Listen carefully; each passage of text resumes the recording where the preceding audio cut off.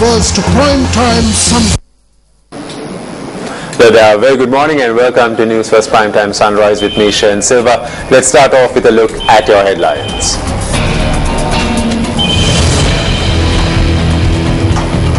Over 2,000 labourers assigned to remove illegal election cutouts and posters. Special program to nab traders who violate consumer laws during the upcoming festive season. And rain disrupts the fifth ODI between Sri Lanka and England. The visitors to recommence their innings today.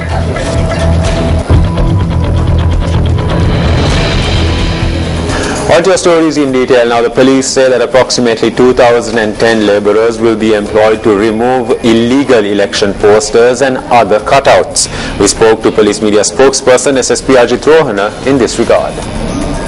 The police are going to recruit 2,010 temporary labourers in order to remove posters, cutouts, banners and other structures that are against the election law. The approval has been granted by the election commissioner in this connection. Therefore, we are hoping to recruit them as early as possible, and they will be attached to all police stations throughout the country, especially 5 labourers for major stations and 4 stations that are situated in municipal areas. 3 or 2 labourers will be attached to the police stations that are situated in rural areas. The police officers also are engaging on the task, and apart from that, the labourers will be utilized for removing cutouts, banners and posters, and we are tendering our full support and cooperation to the election commissioner to conduct a free and fair election.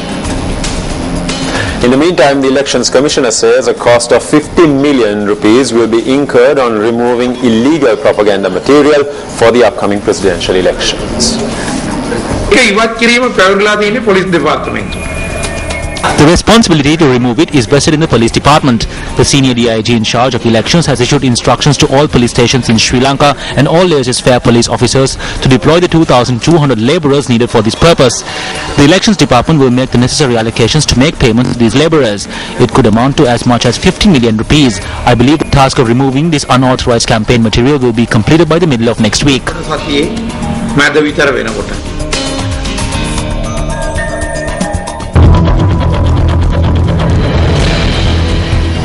The Campaign for Free and Fair Elections, or CAFE, says that 86 complaints have been lodged thus far ahead of the presidential poll. Executive Director of CAFE, Kirti Tennakun, said that the complaints were lodged from Kandy, Kurunegala, Puttalam and Anuradhapura.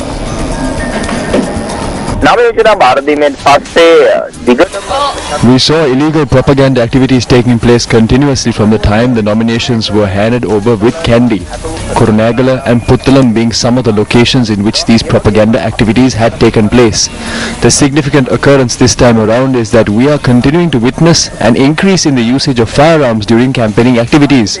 There is a significant increase in the number of complaints lodged citing the usage of state properties, which includes that of local government bodies, property of many state institutions including the Ministry of Higher Education, and the Highways Authority appears to be used in many election campaigning activities.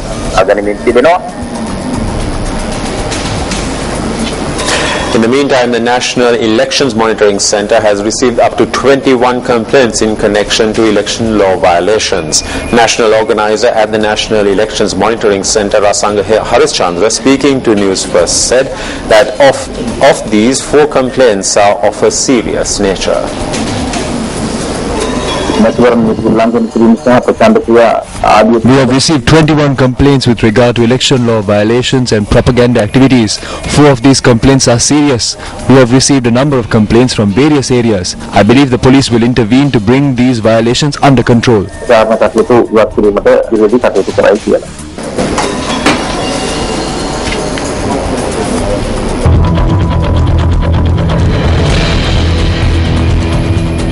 The Consumer Affairs Authority says that a program will be implemented to take legal action against those traders who violate consumer protection laws during the forthcoming festive season. Director General of the authority, J.M.A. Douglas, stated that they will be focusing attention on matters such as the selling of expired items and the changing of the prices of goods. Officials who carry out raids from the Consumer Affairs Authority are conducting a program to conduct raids in view of the festive season because many consumers purchase various goods during this time of the year. We will inquire into the marking of prices to check if the goods are sold prior to its expiration date and also carry out searches on shops which change the prices of expired goods and put it on sale. The head of the Consumer Affairs Authority stated that 3 teams will be deployed to the Colombo and Gampa districts in addition to the teams that will be carrying out raids. Officials have been placed in the Kacheri, and apart from these officials, we have deployed 3 investigative teams to Colombo and Gampaha. Officials will also be deployed to carry out raids in various warehouses in areas in Wattala and Orogodawatta. There are around 200 officials across the island. පාරිභෝගික නීති පිළිබඳව වෙළඳුන් දැනුවත්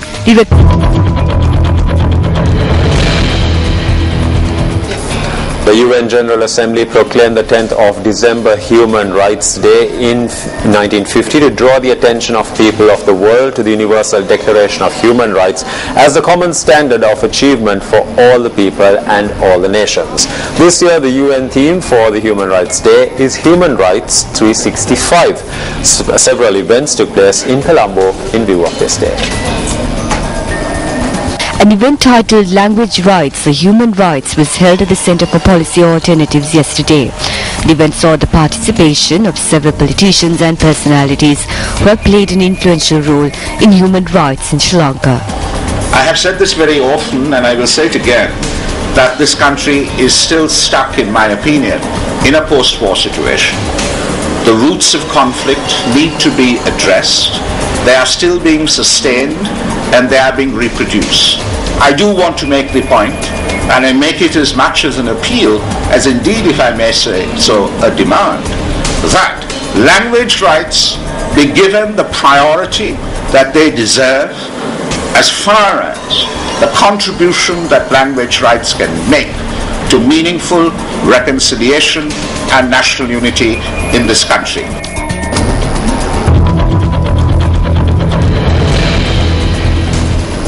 Meanwhile, the Human Rights Commission of Sri Lanka held an event under the theme Human Rights 365. Every day is Human Rights Day, focusing mainly on the ongoing reconciliation process in Sri Lanka. Keynote speech was given by Lionel Fernando, a noted civil servant, renowned diplomat and a former peace facilitator. How do you attempt, basically and individually, personally, implement these rights by one's own self? How? That is what you call reconciliation. The HRCSL, which is the Human Rights Commission of Sri Lanka, is concerned about the ongoing reconciliation process in Sri Lanka. Now that's a very, very fundamental point. Extremely.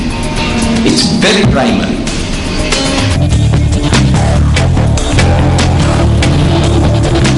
The British High Commission and the German Embassy, together with Sri Lanka Unites, organized a series of football matches to commemorate the centenary of the World War I Christmas truce recently. This football match is a very strong symbol, and we also think have the need that the communities here come together, and it's just an invitation to come together. You cannot compare what happened 100 years ago to the situation in Sri Lanka right now. But it's a very strong symbol, and we wanted to invite the Sri Lankans and the Maldivians, the Sri Lankans from all parts of the country, to celebrate this wonderful event with us together. What we're doing today is celebrating the 100th anniversary of the Christmas truce. The Christmas truce, also called the football truce, was a moment at the start of World War I when the soldiers spontaneously, in recognition of Christmas, stopped fighting for a few days, crossed into no man's land, exchanged gifts, helped to bury their dead, and played a few games of football. 100 years on from that, the German Embassy and the British High Commission want to celebrate the friendship that now exists between our two countries and within the whole of Europe, and also to export some of that sense of friendship and reconciliation to Sri Lanka. Rain washed out any possibility of England commencing their 240-run chase in the 5th ODI against Sri Lanka in Pallekele last night. The visitors will commence their innings at 2:30 p.m. today and will receive a full 50 overs for their run chase. Winning the toss, England captain Alistair Cook invited Sri Lanka to take first lease of the wicket in overcast conditions. Sachitra Senanayake made his return to international cricket after a lapse of 4 months. Opener T.M. Dilshan and Kumar Sangakkara put up a 51-run partnership for the second wicket after Sri Lanka lost their first wicket earlier on. Dilshan was dismissed for 35 while Sangakkara went on to score his 91st ODI half-century. Sangakkara was eventually dismissed for 91 runs, which included 10 shots to the fence. Chris Woakes was the pick of the bowlers with figures of 6 for 47.